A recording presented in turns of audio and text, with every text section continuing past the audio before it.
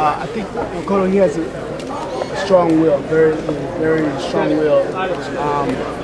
He's strong, especially for a first pounder. Come in here, excuse me, sir. I need this area for writers. I'm a print writer right there. Has a real good left hand. Right there. Really good body shot. Those good left body shots. What have you seen that you can take advantage of? Obviously, I believe not a lot faster. I'm much faster than he is with my feet, and my hand speed is a little faster than those two as well. He has decent speed, but his speed it goes up and down, so it's kind of hard to predict something. Did you learn anything from the Zab Judah fight that he had his last fight? He's got lunch over there anyway.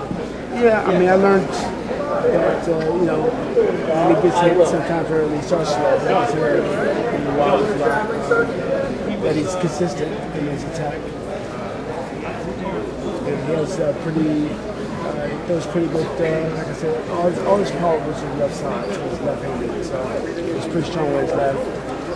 When you look at the fights that he's been in trouble, he's always escaped from it. Do you see a way of sealing off that?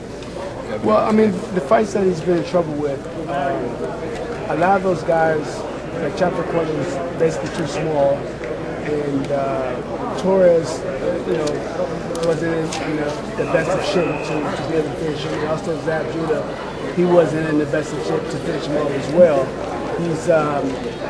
These guys, they tire for 3 or 4 rounds, and they're not able, they don't have the energy to jump on them to do what they need to do to finish the job.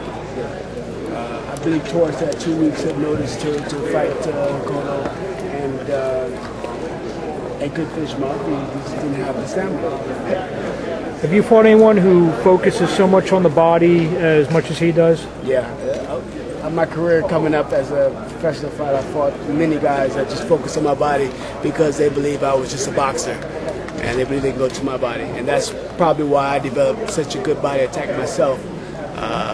Having to spar around with these different guys and fight them, I had to learn how to go to their body as well. So some of his opponents think that he's a wide puncher. Do you feel the same way?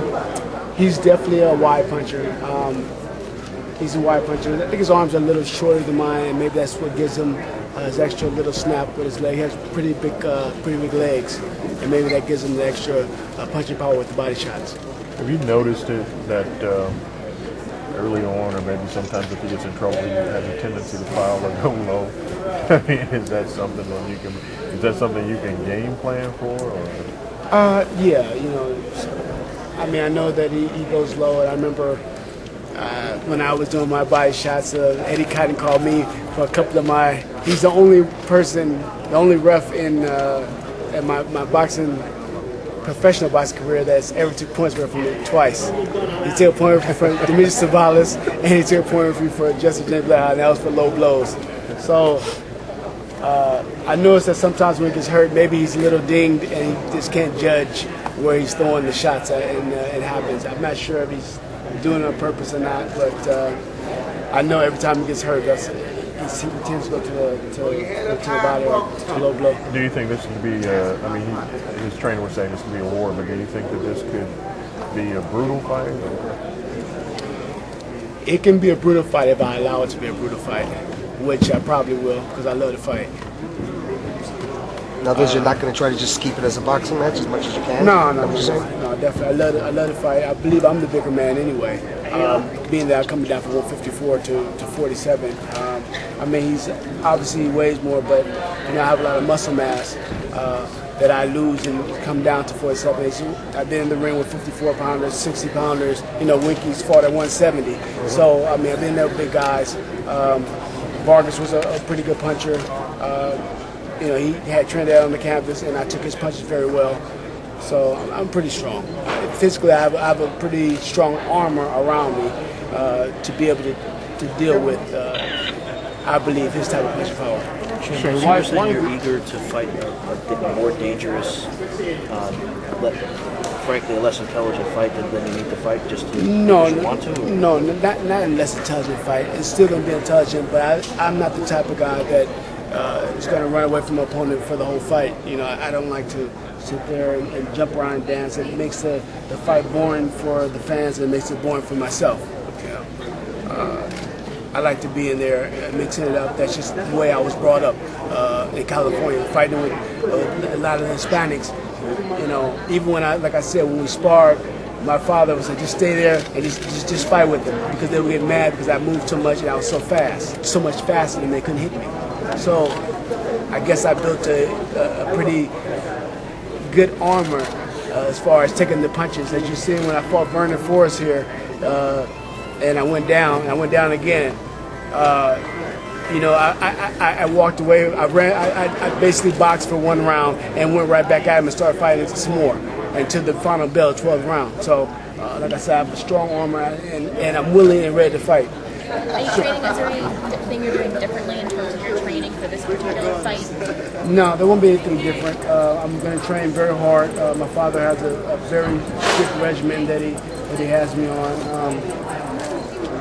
You know, I think that the things that I do, you know, my father calls the power boxing, is going to definitely be in effect. I'm already in pretty good shape right now. You know, I've already, the last couple of weeks, I guess, 2 weeks or 3 weeks ago, I sparred 16 rounds already with different people. I mean, I'll be up there working with Dr. Guerrero and other guys in the camp. So, you know, I'm in shape already. I'm ready to go, ready to fight.